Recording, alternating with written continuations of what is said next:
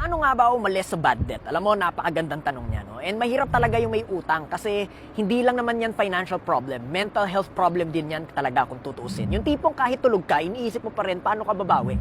Pero alam mo, merong good news kasi meron namang paalam. Meron naman talagang paraan. Dalawa actually, yung practical at sustainable. Ano yung practical? Practice the snowball technique. Yung every time may pumapasok na income, kahit maliit, magtabi ka, agad pambayad. Consistent at discipline lang. Tuloy-tuloy hanggang maubos kasi mas okay yung consistency. Kasi hindi naman kailangan isang bagsakan eh.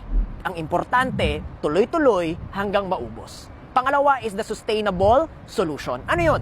Ito kasi yung mas importante. Huwag mo nang dagdagan ng utang mo habang nagbabayad ka. Kasi kahit anong snowball gawin mo, kung mayroon kang bagong utang every month, paikot-ikot ka lang. So paano mo ihihinto yan? Harapin mo yung ugat. Maybe it's overspending. Maybe it's trying to impress people, or maybe it's not tracking where your money goes. So, nagigets mo? Budget, delay gratification, and stop living beyond your means. Alam mo, ito yung truth ha. Utang is a mindset. Utang is a behavior. It is not a situation. It's never dependent on your situation. Kaya suggestion ko sa'yo, learn the lesson and change your behavior and mindset soon. Because until you learn from it, you will never get out of it.